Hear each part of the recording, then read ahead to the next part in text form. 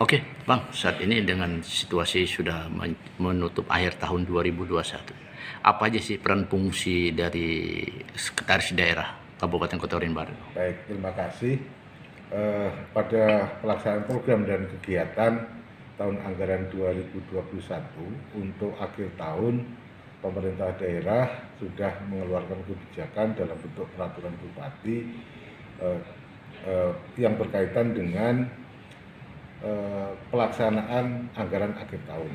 Jadi kita sudah sampaikan kepada seluruh perangkat daerah bahwa pelaksanaan program dan kegiatan itu harus dikawal, baik yang anggaran APBD murni maupun yang bersumber dari APBD perubahan. Sehingga pada akhir tahun ini maka ada kualifikasi yang sumbernya APBD, ada yang sumbernya dari dana alokasi khusus. Termasuk di dalamnya adalah berkaitan dengan dana desa. Khusus untuk yang bersumber dari APBD, kita upayakan tanggal 15 itu sudah dapat dilaksanakan seluruh pekerjaan tuntas. Dengan catatan ketika ada hal yang sifat urgent karena kontraknya adalah melewati tanggal 15, maka itu tidak salah karena APBD juga terutama yang berkaitan dengan perubahan. Kemudian yang bersumber dari dana DAK, maka tanggal 15 itu adalah SPJ terakhir. Jadi semua yang bersumber dari dana DAK, seluruh perangkat daerah pengelola dana DAK, maka 15 Desember itu adalah akhir untuk menyampaikan kepada KPPN Pangkalan Bun. Tentu saja semua prosesnya adalah usulan dari perangkat daerah, kemudian direview oleh APIP, dalam hal ini adalah Inspektorat Daerah, kemudian mendapat persetujuan dari BPKAD, kemudian baru clear bisa dibayarkan. Kemudian untuk dana desa itu transfer terakhir tanggal 20 Desember, sehingga ada ruang untuk mengekspresikan sampai dengan akhir tahun. Khusus yang sifatnya belanja-belanja yang bukan LS, bukan belanja langsung, maka semuanya adalah melaksanakan dari SPJ ganti uang terakhir. Jadi prinsipnya kita mengawal dari sisi kebijakan bahwa proses pelaksanaan program dan kegiatan itu sudah dikawal melalui kebijakan dalam bentuk peraturan Bupati Kota Barat, sehingga harapannya adalah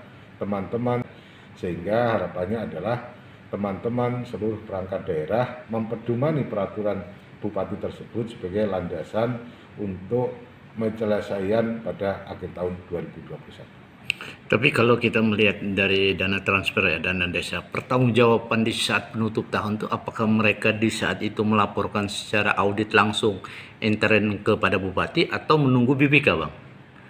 Untuk dana desa, terutama yang penting adalah ini kan dana desa itu transfer dari KPPN ke Kas Desa itu melalui proses pentahapan. Tahap pertama disalurkan, maka untuk tahap kedua, maka penyaluran tahap pertama itu sudah harus ada laporan pertanggungjawaban. Ketika tahap 2 mau meminta transfer dana desa yang tahap 3, maka laporan tahap 2 itu juga harus sudah selesai. Artinya adalah bahwa proses-proses itu mengikuti petunjuk teknis di dalam kerangka penyaluran dana desa.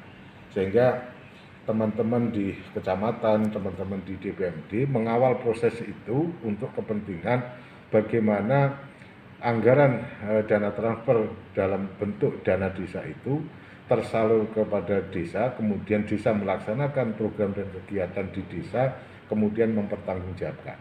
Artinya nanti terkait dengan pelaksanaan kegiatan tahun 2021 yang berkaitan khusus untuk dana desa adalah post audit. Post audit itu dilakukan setelah lewat tahun. Itu bagian dari audit laporan keuangan pemerintah daerah. Mungkin harapannya, Bang, selaku sekretaris daerah terkait dengan rencana ada tutup buku ya dari katakan di per 15 Desember nanti. Ya, harapannya adalah semua program kegiatan baik pengguna anggaran, kuasa pengguna anggaran maupun PPTK yang menangani pekerjaan program dan kegiatan masing-masing segera mempersiapkan dokumen-dokumen yang diperlukan sehingga tidak mengalami keterlambatan. Karena ini penting bagaimana tata kelola keuangan tetap menggunakan pendekatan tata kelola yang baik sebagai bagian dari good governance, sebagai bagian dari visi misi kepala daerah di dalam melaksanakan tata kelola pemerintahan yang baik. Oke. Demikian wawancara kami kepada Sekretaris Daerah Kabupaten Kota Waringin Barat terkait dengan anggaran tahun 2021.